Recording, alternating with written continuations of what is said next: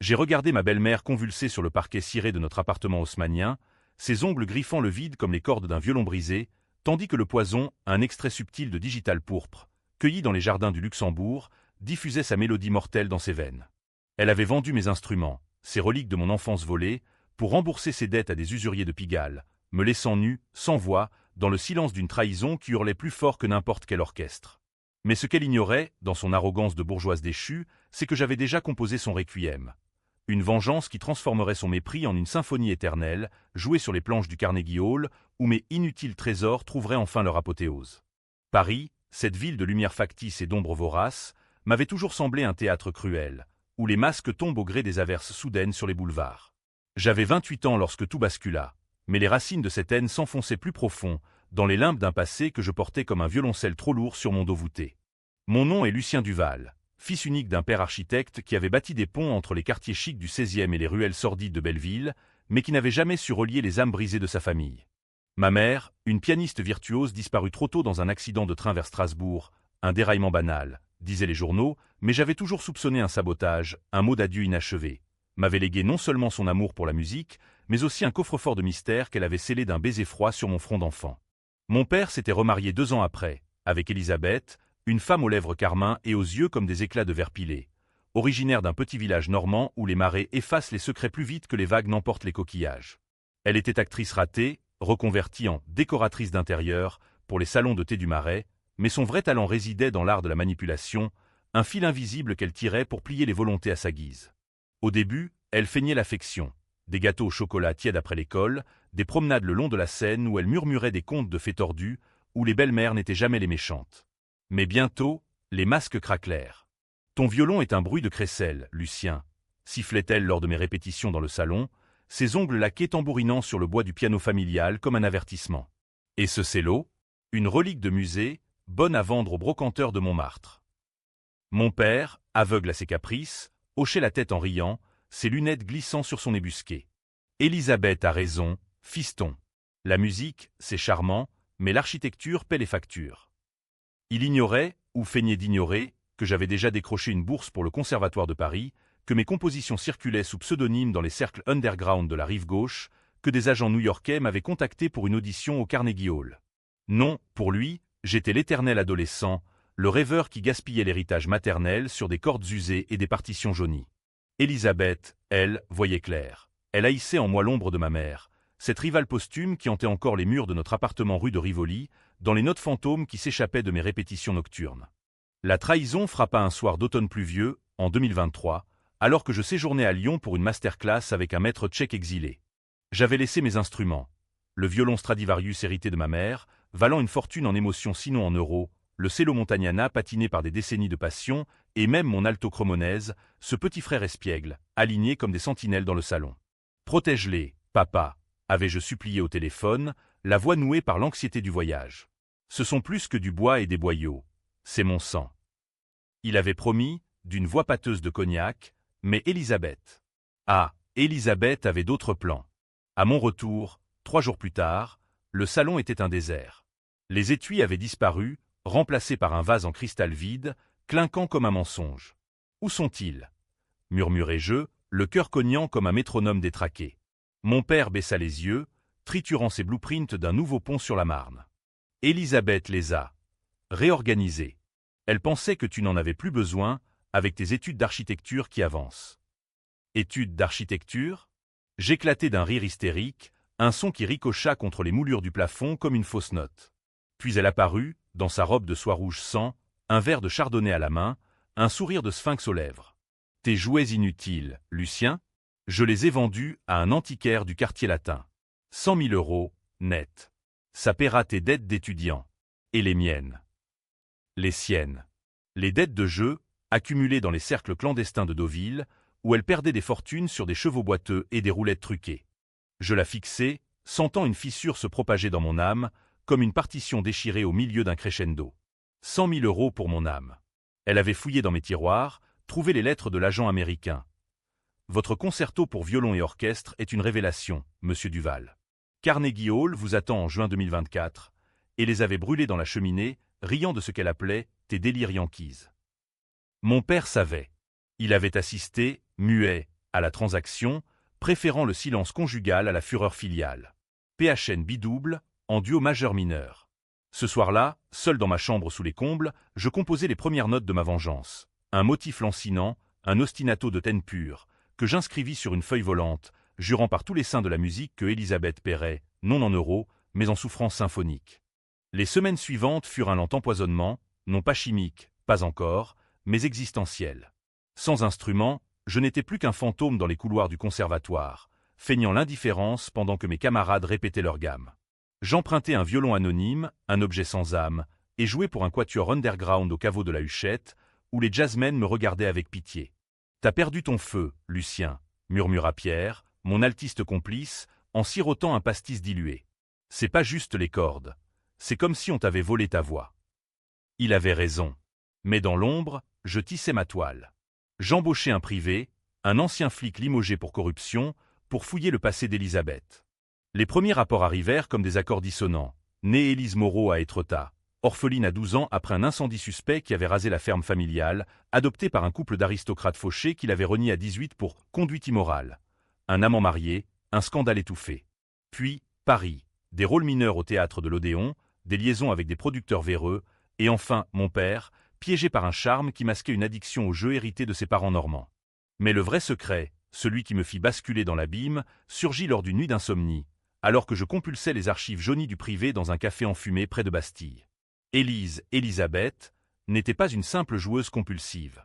À 22 ans, elle avait été impliquée dans la mort d'un violoniste célèbre, un mentor au conservatoire de Rouen, empoisonné par une overdose de laudanum lors d'une répétition. L'enquête avait conclu à un suicide, mais des lettres anonymes pointaient vers elle. Jalousie professionnelle, un amour non réciproque transformé en rage. Pire, ma mère avait témoigné en sa faveur, affirmant l'innocence d'Elisabeth lors d'une audience fermée, sauvant ainsi sa carrière naissante. Ma mère, qui avait vu en elle une sœur d'armes musicales, ignorant que le serpent nichait déjà sous la peau de velours. Elisabeth avait trahi ma mère bien avant de me trahir moi, et mon père. Mon père l'avait épousée en sachant cela, en échange d'un silence sur ses propres dettes, celle d'un accident de train peut-être pas si accidentel. La révélation me frappa comme un coup d'archet sur une corde nue. J'avais gagné le crime d'Elisabeth toute ma vie. Le deuil prémédité de ma mère, l'héritage musical saboté, et maintenant l'exil de mes instruments. Elle m'avait volé 2 fois, en duo avec mon propre sang. Ce matin-là, sous un ciel de plomb sur la place des Vosges, je décidai, la vengeance ne serait pas un cri, mais une partition. J'achetai un nouveau violon d'occasion, un Guadagnini cabossé, et recomposai mon concerto pour Carnegie, infusant chaque mesure de poison métaphorique. Mais le vrai venin, je le réservais pour elle. À travers mes contacts au conservatoire, j'appris les herbes toxiques des jardins botaniques, digital, belladone, extrait subtil qui imite une crise cardiaque. Pour un rat des champs, plaisanta le botaniste, ignorant que mon rat était une vipère en talons aiguilles. Le plan se déploya comme un prélude lent. Je feignis la réconciliation, dîners familiaux où je servais le vin, mes doigts effleurant les verres avec une tendresse feinte. Elisabeth, vaniteuse, accepta les excuses, voyant en moi un fils brisé prêt à pardonner. « Tu grandis, Lucien », ronronnait-elle, ignorant que chaque gorgée qu'elle avalait était une répétition de son aria finale. Mon père, spectateur muet, hochait la tête, son silence un accord tacite dans cet opéra macabre. Pendant ce temps, je négociais en secret avec l'antiquaire. Pour 100 000 € plus intérêts, il me rendit mes instruments, sauvés d'une salle des ventes à Bruxelles. Le Stradivarius revint le premier, sa table d'harmonie chantant à nouveau sous mes doigts, comme un retour du fils prodigue. Carnegie t'attend, chuchotai-je à son bois verni, imaginant les échos de la grande salle. Mais Elisabeth flairait quelque chose. Ses lancements de face se multiplièrent. Un soir, elle fouilla ma chambre, trouva une fiole vide d'extrait de digital, un leurre que j'avais placé. « Qu'est-ce que c'est que ça » siffla-t-elle, brandissant le flacon comme une arme. Je souris, calme comme un adagio. Un remède pour les cœurs faibles, belle maman. Comme le tien. Elle pâlit, mais riposta par une contre-attaque sournoise.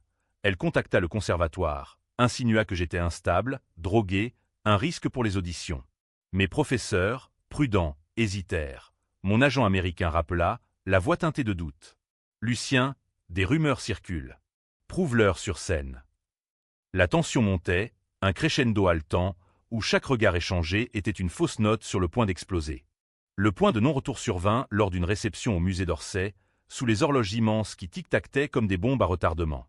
Elisabeth, parée comme une courtisane de Watteau, y paradait avec un mécène douteux, un collectionneur d'art véreux qui collectionnait aussi les dettes. Je m'approchai, flûte de champagne en main, et glissai dans son verre une dose infime. Pas mortelle, pas encore, juste assez pour semer le chaos. Elle but, rit à une blague grivoise, puis chancela, agrippant mon bras. « Lucien, qu'as-tu fait » murmura-t-elle, ses yeux injectés de peur. « Rien que tu ne m'aies appris, Élise Moreau. » Je lâchai son nom d'enfance comme un coup de poignard, voyant la reconnaissance donnée sur son visage. Elle comprit. Je savais pour Rouen, pour le violoniste, pour ma mère. Dans un coin sombre, près d'une toile de Monet noyée dans les nymphéas, elle cracha sa confession. C'était un accident, le laudanum. Ta mère m'a sauvé, et toi, petit ingrat, tu me tues pour des violons. Ces mots étaient un vibrato brisé, mais ils ne firent que durcir ma résolution. Pas pour des violons, Élise. Pour une vie volée. Je l'abandonnai là, secoué de spasmes légers, tandis que les invités murmuraient sur une migraine passagère. Mon père, témoin distant, m'attrapa plus tard dans les jardins du musée. « Que as-tu fait, fiston ?» Elle saigne de l'intérieur. Sa voix tremblait, pour la première fois trahissant la culpabilité. « Gagner ton crime, papa ?» L'accident de train. Était-ce vraiment un accident? Il blêmit, s'effondra sur un banc, avouant en sanglots. Élisabeth l'avait poussé à saboter les freins pour l'assurance vie de ma mère, qu'ils avaient partagée en dette et en silence. J'avais gagné leur meurtre toute ma vie, orphelin d'un crime conjugal. La révélation me libéra autant qu'elle m'enchaîna. Désormais, ma vengeance engloberait les deux, père et marâtre, dans une partition funèbre. Les jours suivants furent un intermezzo fiévreux, où Paris se refermait sur moi comme les mâchoires d'un piège à loup. J'enchaînais les répétitions clandestines dans un atelier loué à Montparnasse, mes instruments ressuscités vibrant d'une énergie vengeresse sous mes archets frénétiques. Le Stradivarius chantait des airs de mort, ses cordes gémissant comme les veines d'Élisabeth sous l'emprise naissante du poison. Elle avait survécu à la dose du musée. Bien sûr, je n'étais pas un butcher, mais un compositeur. La mort devait être une œuvre d'art, pas un massacre brut. Pourtant, ces nuits étaient hantées. Elle errait dans l'appartement, pâle comme un fantôme de Berlioz, accusant des crampes au cœur, des visions de cordes ensanglantées. « C'est toi, Lucien » crachait-elle lors de nos confrontations nocturnes, sa voix un rauque soprano déraillé. « Tu m'empoisonnes avec tes notes maudites. » Je niais, bien sûr, avec l'innocence d'un chérubin faustien. « Les notes sont pures, Élise. C'est ton passé qui te ronge. » Et je glissais d'autres doses, infimes, dans ces tisanes matinales, ces soupes de potiron, ces verres de calvados normand qu'elle sirotait pour noyer ses peurs. Mon père, maintenant complice malgré lui, oscillait entre remords et déni. Il tenta une fois de m'affronter, dans la cuisine aux carreaux ébréchés, un couteau à pain brandi comme une baguette inutile. « Arrête ça, Lucien. Elle est ta famille. » Famille. Le mot me fit éclater d'un rire qui résonna comme un glissando discordant. Famille, comme tu l'as été pour maman, en sabotant son train pour une poignée d'euros. Il s'effondra, pleurant sur la table, avouant les détails sordides. Élisabeth l'avait séduit avec des promesses de fortune, fabriqué une dette fictive pour justifier l'assurance, et actionné le levier lors d'une inspection de chantier. J'étais faible, fiston. Elle m'avait ensorcelé. Sa confession fut mon carburant. Désormais, je composais non plus pour Carnegie, mais pour un tribunal spectral où les coupables danseraient sur mes mélodies. Pourtant, la tension grimpa d'un cran quand Élisabeth contre-attaqua, matoise comme une renarde blessée. Elle engagea un avocat, un requin du palais de justice aux moustaches cirées, pour me faire interdire l'accès à l'appartement, menaces et harcèlement.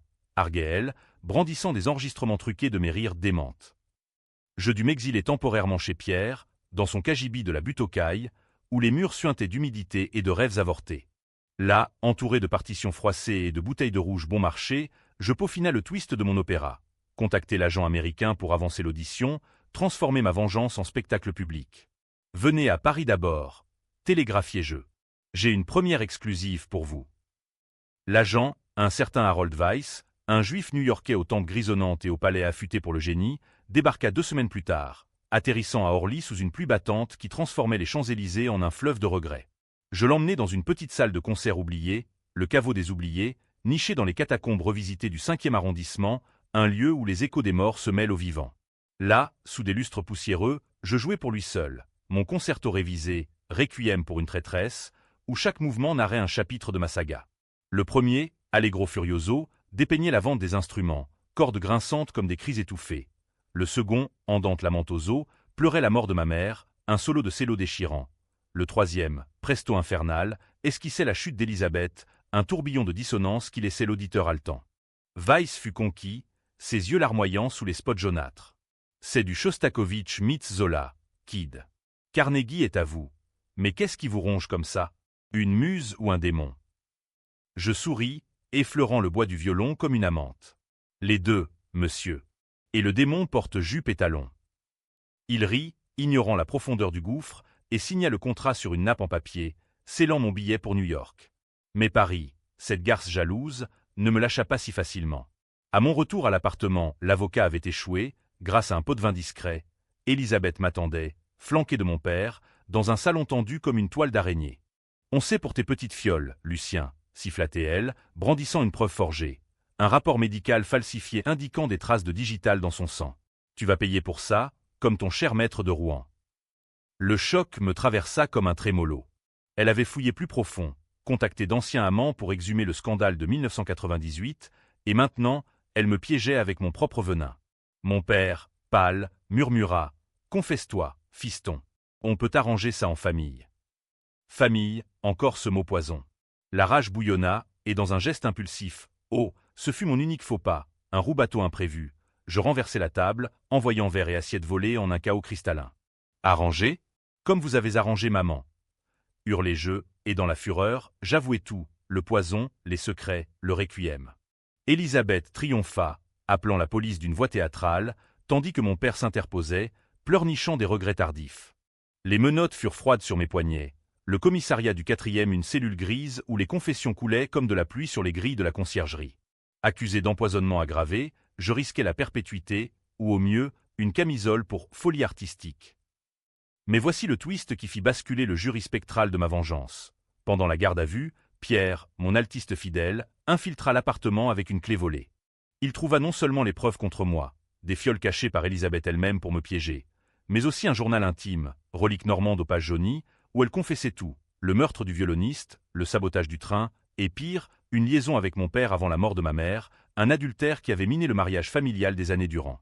Lucien est le fruit de nos péchés, notait-elle d'une écriture serpentine. Il porte notre malédiction. Pierre me fit passer le journal via un avocat de seconde zone, et lors de l'audience préliminaire au tribunal de grande instance, je lâchai la bombe. Pas de cris, non, une lecture calme, comme un récitatif d'opéra, où je dévidai les aveux d'Elisabeth sous les yeux écarquillés du juge. Scandale immédiat. La presse, friande de drames bourgeois, titra La marâtre empoisonneuse, un fils vengeur innocente. Elisabeth fut arrêtée à son tour, hurlant des dénégations qui sonnaient faux comme une corde cassée, tandis que mon père, brisé, se suicidait dans sa cellule adjacente d'une dose de son propre laudanum. Ironie cruelle, un écho à Rouen. Libéré sous caution, je sortis dans la lumière crue de la place Vendôme, libre mais écorché, mes instruments attendant comme des amants fidèles. Pourtant, la vengeance n'était pas achevée. Carnegie m'appelait, mais avec un goût amer. J'avais gagné la justice, mais perdu l'innocence. Elisabeth, en détention provisoire à Fresnes, m'envoya une lettre. « Tu as gagné la partition, mais pas la paix, mon fils. » Mon fils? Le mot me glaça. Le journal mentait-il? Un doute s'insinua, un chromatisme sournois dans ma symphonie. Était-ce possible? Non, impossible, mais les graines du twist final étaient semées. La liberté post-procès fut un lazaret d'illusions, où Paris me tolérait comme un fantôme bienveillant, mais me scrutait du coin de l'œil, attendant la rechute. Les journaux, ces corbeaux en costume, picoraient mon histoire. Lucien Duval, le compositeur vengeur, génie ou monstre, titrait Le Monde, tandis que Libération creusait le scandale familial avec un zèle voyeuriste. Elisabeth croupissait à Fresnes, son procès reporté sine die pour l'expertise psychiatrique, un euphémisme pour décortiquer sa psyché tordue. Mon père gisait au Père-Lachaise, sous une pierre anonyme que j'avais payée de mes maigres royalties, un quatuor pour cordes composées en urgence, élégie pour un pont brisé, qui circulait déjà dans les cercles de la Philharmonie. J'aurais dû jubiler. Au lieu de cela, une nausée me tordait les entrailles, comme si le poison que j'avais versé en elle avait reflué dans mes veines. Je m'envolai pour New York un mois plus tard, mes instruments emballés comme des reliques sacrées dans une soute climatisée, Harold Weiss m'accueillant à JFK avec une accolade paternelle et un contrat en or massif. Oublie Paris, Kid. Ici, on récompense les survivants. Carnegie Hall, cette cathédrale laïque aux arches de briques rouges, m'engloutit lors des répétitions. L'acoustique parfaite amplifiait chaque nuance, transformant mon requiem en une arme sonore qui faisait vibrer les techniciens. C'est violent, Duval, grogna le chef d'orchestre, un Hongrois bourru aux baguettes tatouées. Ça divise. Certains adorent le chaos, d'autres crient au blasphème. Parfait. Ma vengeance finale serait publique. Un concert qui scinderait le public en deux camps, apologiste de la justice poétique ou contempteur du fils parricide. Mais avant le climax, le doute s'épaissit. La lettre d'Élisabeth me hantait, mon fils. J'embauchai un généalogiste américain, un rat de bibliothèque aux lunettes épaisses, pour fouiller les archives normandes via visioconférence. Les faits affluaient comme un torrent. Élise Moreau avait bien eu une liaison avec mon père en 1996, un été torride à Étretat où les falaises murmuraient des secrets aux vagues. Ma mère, enceinte de 6 mois, avait surpris une lettre. Pas assez pour divorcer, mais assez pour haïr. Et si le test ADN arriva par mail, un PDF froid comme une partition raturée, 99,9% de compatibilité. Élisabeth n'était pas ma belle-mère. Elle était ma mère. Le violoniste de Rouen, son amant, tué par jalousie quand il avait refusé d'abandonner sa femme pour elle. Mon père, complice, avait couvert le crime pour la garder, sabotant le train pour effacer ma mère légitime. Et moi, le bâtard, gannant leur péché originel. Le twist me frappa au milieu d'une répétition, le Stradivarius glissant de mes doigts inertes sur la scène vide de Carnegie. J'étais le fruit de l'adultère, élevé par l'homme qui avait tué ma mère, pour me cacher. Élisabeth m'avait trahi en me donnant la vie, puis en la niant. Mon père m'avait élevé comme un imposteur. La vengeance, si douce en théorie, se muait en autodestruction. En la tuant, je m'enterrais moi-même. Pourtant, le concert approchait, billets épuisés, critiques mondiaux affûtant leurs plumes. Je décidai de jouer, non pour venger, mais pour exorciser. Un final ambigu où le public choisirait son camp. La nuit de la première fut un maelstrom. La grande salle bruissait d'un parterre cosmopolite. Parisienne en fourrure, broker de Wall Street, exilé russe aux yeux hantés. Je montai sur scène, seul d'abord, violon en main, sous les feux qui dansaient comme des flammes infernales. Ce soir, annonçai-je d'une voix rauque, amplifiée par les micros, nous jouons un requiem pour les traîtres, et pour les monstres que nous portons tous en nous. Silence de mort, puis l'orchestre attaqua, cuivre hurlant, timbales tonnant comme des cœurs défaillants. Le mouvement premier déchaîna la salle. Applaudissements frénétiques d'un côté, huées de l'autre. Génie, assassin, scandèrent les rangs divisés. Au milieu du second mouvement, le twist personnel surgit. Je m'arrêtai, baissai l'archet et confiai au micro. Cette musique est née d'un mensonge. Ma mère, la vraie, la fausse, m'a appris que la vengeance est une symphonie sans fin. Des murmures, puis un cri du balcon. Tu l'as pas, Lucien. C'est ta chair. La salle explosa, factions se formant en un chaos théâtral. Certains quittant la salle en protestation, d'autres scandant mon nom comme un hymne. Je repris, infusant le final d'une fureur cathartique, les notes pleurant pour Élisabeth, pour mon père, pour l'enfant illégitime que j'étais. À la fin, ovation debout d'un côté, sifflets assassins de l'autre. Les critiques se déchirèrent. Duval, un Prométhée musical ou un Médée en smoking, clamait le New York Times. Je sortis par les coulisses, épuisé, le venin évacué en mélodie. De retour à Paris, Élisabeth plaida coupable à tout, Rouen, le train, l'adultère, écopant de perpétuité avec sursis médical, son cœur empoisonné battant faiblement. Elle mourut 6 mois plus tard, seule dans une chambre d'hôpital de la Salpêtrière, murmurant mon nom comme une dernière variation. Le retour à Paris après Carnegie fut un adagio funèbre, où la ville lumière s'était muée en un mausolée de souvenirs empoisonnés. Les quais de la Seine charriaient des feuilles mortes comme des partitions abandonnées, et mon appartement rue de Rivoli, vidé de ses fantômes, résonnait d'un silence assourdissant. J'avais vendu les meubles, ceux d'Élisabeth, clinquants et faux, gardé seulement le piano de ma mère légitime, dont les touches jaunies portaient encore l'empreinte de ses gammes matinales. Les royalties du concerto affluaient, un torrent inattendu qui transforma mon exil en une existence aisée. Un atelier à Montmartre, des invitations à la Comédie-Française pour scorer des opéras contemporains, des amants éphémères qui fuyaient au matin, hantés par mes silences trop profonds. Pourtant, la paix était un mirage. Les nuits me ramenaient à Fresnes, où Élisabeth agonisait en cellule, son corps ravagé par le cumul de poisons, les miens et ceux de son karma. Elle m'écrivait, des lettres illisibles tachées de bile, implorant un pardon que je ne pouvais accorder. Tu es mon sang, Lucien. Tue-moi proprement, ou vis avec moi. Ces mots creusaient des sillons dans mon âme, transformant la vengeance en un duo infernal. Le public, lui, choisissait ses camps. Des fans anonymes m'envoyaient des violons brisés en geste de solidarité, tandis que des moralistes catholiques piquetaient mon atelier avec des pancartes « Meurtre en note majeure ». J'étais devenu une icône controversée, un Zola musical dont le J'accuse symphonique divisait les dîners en vue du 7e arrondissement. Un jour, une ombre du passé surgit. Le privé que j'avais embauché, maintenant à la retraite à Nice, m'apporta un dossier final, un épilogue inattendu. Parmi les papiers d'Elisabeth saisis lors de son arrestation, un certificat de naissance falsifié. Le mien, listant non mon père comme géniteur, mais le violoniste de Rouen, l'amant assassiné. Twist dans le twist. J'étais l'héritier du mentor, non du traître. Elisabeth m'avait élevé pour expier son crime, me gavant de musique pour apaiser le fantôme de son victime, tout en niant mon lignage pour protéger mon père complice. Le généalogiste confirma. ADN mitochondrial aligné sur des archives rouennaises. J'étais Lucien Moreau, fils d'un virtuose empoisonné, élevé par sa meurtrière. Cette révélation me propulsa dans un vortex de réécriture. Mon concerto, joué en tournée à Berlin et Vienne, gagnait en profondeur, chaque interprétation un plaidoyer pour l'absolution. Mais la tension culmina lors d'un gala à l'Opéra Garnier, où j'étais invité à diriger mon propre « Pardon impossible ». La salle, ornée de lustres comme des constellations figées, bruissait d'aristocrates et de critiques, un parterre prêt à juger. Au milieu du premier acte, un intrus bondit sur scène. La fille du violoniste, une femme d'une quarantaine d'années aux cheveux roux comme les miens, brandissant une partition déchirée. « Il a tué mon père pour toi, Lucien. Es-tu son fantôme ou son bourreau ?» Le chaos éclata, musiciens figés, public divisé en murmures furieux. Elle hurla son histoire. Orpheline à 8 ans, élevée par une tante aigrie, apprenant tardivement le rôle d'Elisabeth via des coupures de presse. Elle t'a donné sa vie volée. Je lâchai la baguette, la fixant comme un miroir brisé. Dans un geste qui figea la salle, je l'invitai à jouer avec moi.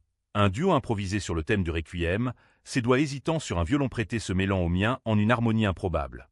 Les notes pleurèrent, fusionnèrent, et à la fin, la salle, d'abord sidérée, explosa en une ovation unanime, quand abolie dans l'émotion brute.